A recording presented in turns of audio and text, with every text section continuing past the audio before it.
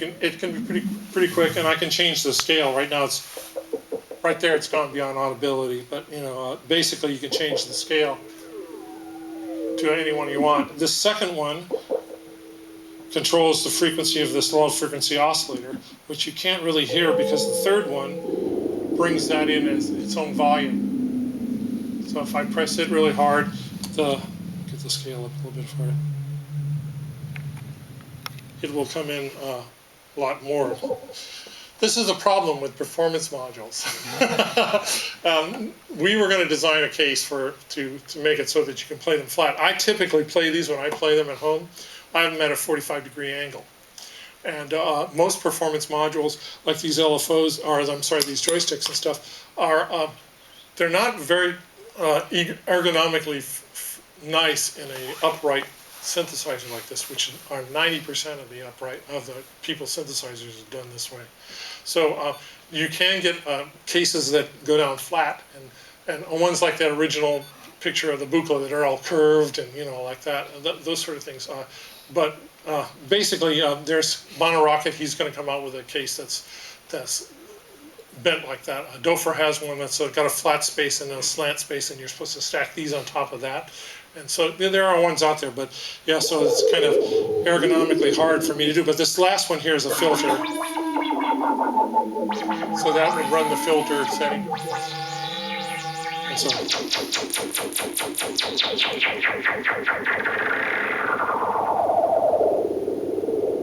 so you can see you can be very subtle if you want to.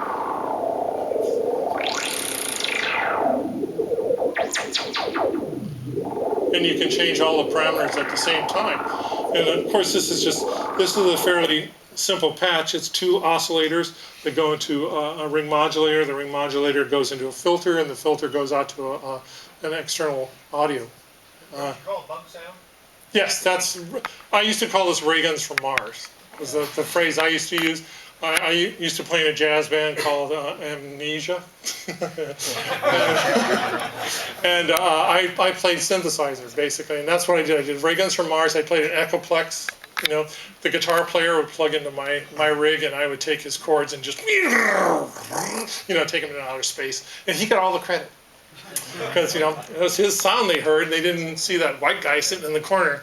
That's the thing about synthesizers. I used to have a band called Young Scientists that we used to play a lot back in the late 70s, early 80s. In Seattle, we were like the premier electronic music band at the time. And 3 guys playing synthesizers is not a very visually appealing thing. So we used to go check out movies from the library and play them in the background. And we would randomly choose movies. They had 16mm movies you could check out from the library. We just randomly choose them from their titles. Had no idea what they were. And we'd play our pieces, which are usually like half-hour-long songs. Like we'd have a script. It would be like, 10 minutes of jungle, and then we're going to go into drone zone in D, and then we're going to come into industrial, and then we'll leave with the ocean. That would be the song. And we would jam to that.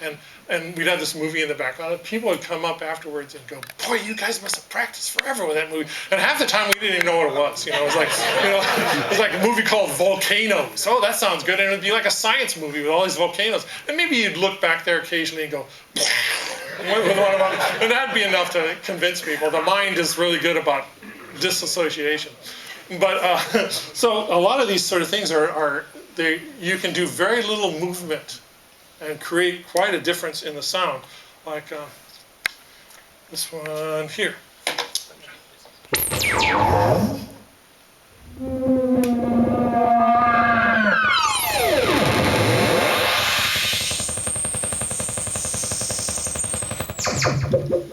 Once I used to do soundtracks for advertising occasionally. These 2 synthesizers that were meant to do abstract music, it was very hard to get any pitch stuff out of them. Synthia AKSs. And once I did this job for this guy. He was a poetry guy. He was in a small studio up on Capitol Hill. He was making a poetry record where he was doing poetry along with whales. Okay, and the whale recording was really bad. So they got me in there to do whale noises, and I mean the AKS and the joystick was perfect for that. Just drench it in reverb and that sort of stuff. Add it with the real whales, and it was like golden. And that was like, I always kind of felt kind of guilty about that sort of stuff. But that's the sort of stuff that. Yeah, right, exactly. That's where we're having these sort of manual controls is real nice. Is you can see from this joystick here, I basically have the filter going in one direction. Let me turn this down a little bit. That's a little bit out of control. I have the filter going in one direction and the frequency of the LFOs in another direction. And the other frequency of the LFOs, that frequency going in a combination of both. And so you have a range that basically you could go the entire audible hearing range, with one turn of a wrist. So most of these synthesizers are quite capable of going beyond and below the audible hearing range. And it's a wonder that these speakers, they can handle this sort of stuff now.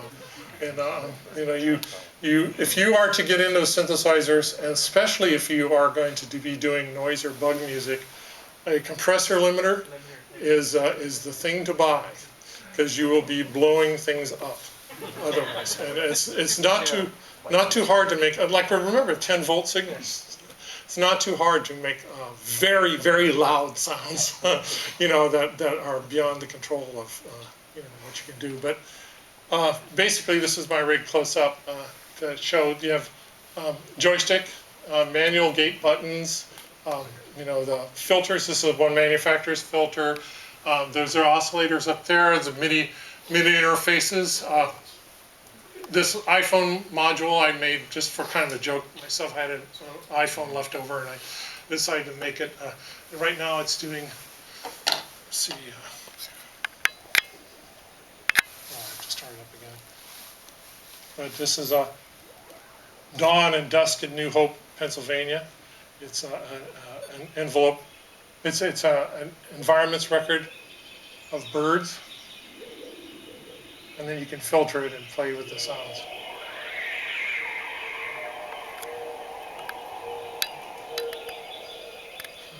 But you can see you can get a fairly rich and complex sound by just having an organic sound and modifying